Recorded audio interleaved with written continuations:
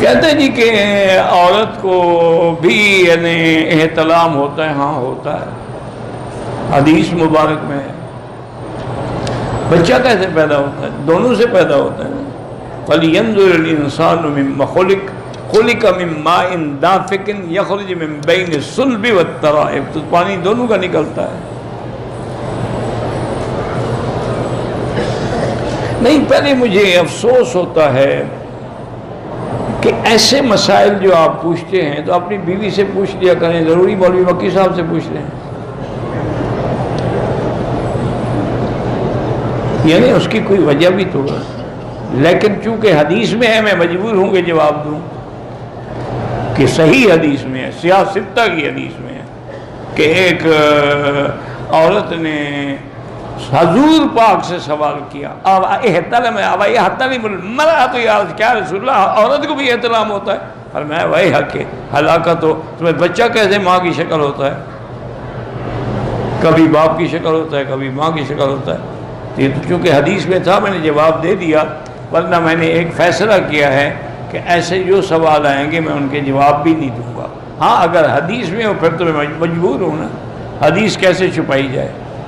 اور دوسرا جو بزرگوں کے بارے میں آپ مجھ سے پوچھتے ہیں نا کہ فلاں بزرگ نے یہ کہا فلاں نے، ان کے بارے میں بھی میں کوئی جواب نہیں دوں گا. اگر کچھ بزرگوں نے کہا ہے تو اللہ ان کی غلطیوں کو معاف فرمائے اور اللہ ان کو اخلاص اور نیک نیتی کا اجر عطا فرمائے. یہ نئی بات نہیں ہے میرا بھائی، کتابیں بھری پڑی. اسی لیے ایک خلاصہ ہمیشہ یاد رکھو کہ کلام صوفیہ در شریعت حجت نیست. صوفی لوگوں کی کلام شریعت میں حجت نہیں ہوتا. اسی لیے حضرت گنگوہی رحمت اللہ علیہ سے کسی نے پوچھا تھا کہ حضرت آپ الحمدللہ اتنے بڑے عالم ہیں اور آپ مرید ہوئے حضرت حاجی امداد اللہ مہاجر مکی رحمت اللہ علیہ کے، وہ تو عالم بھی نہیں ہیں.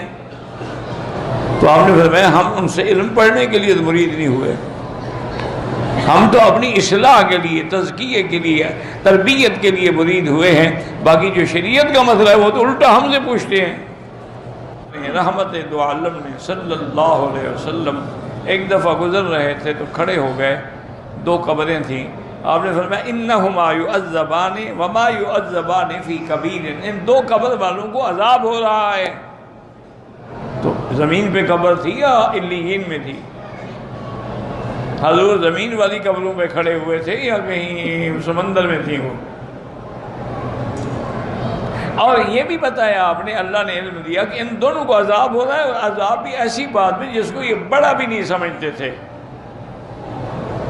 ایک کو عذاب اس لیے ہو رہا ہے کہ لا یستتر من البول، وہ پیشاب کے قطروں سے بچتا نہیں تھا، پڑ گئے خیال نہ کیا.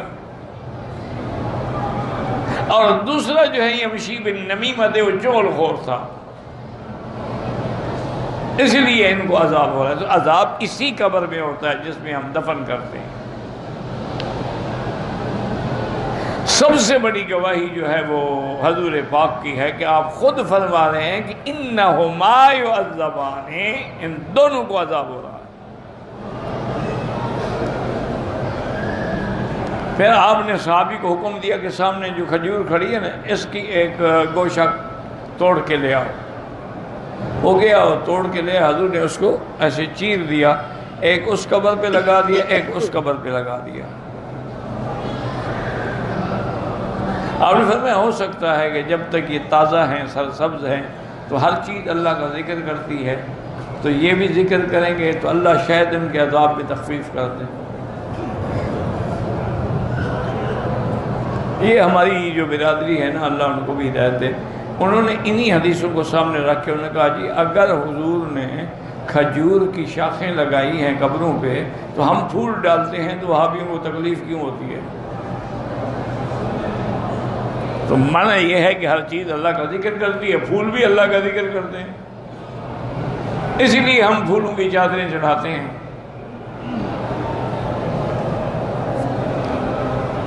وہی میں نے عرض کیا نا کہ یا تو آدمی کا عقل مارا جاتا ہے یا ضد ہے. بھائی اللہ کے نبی نے وہ کیوں لگایا تھا؟ فرمایا ان پر عذاب ہو رہا ہے. تو تم جن پر پھول پھینکتے ہو تمہیں بھی پتہ ہے ان کو عذاب ہو رہا ہے. اس لیے ڈالتے ہو کہ ان کو عذاب سے کوئی فائدہ ہو جائے؟ اگر یہی تمہارا عقیدہ ہے تو پھر تمہیں مبارک ہو۔ ہم تو سمجھتے ہیں وہ اللہ کے اولیاء ہیں، ان کو کوئی عذاب نہیں ہو رہا، اللہ نے ان کی قبروں کو نور سے بھرا ہوا ہے، ان کے لیے اللہ نے قبروں میں بھی راحت کا انتظام کیا ہوا ہے۔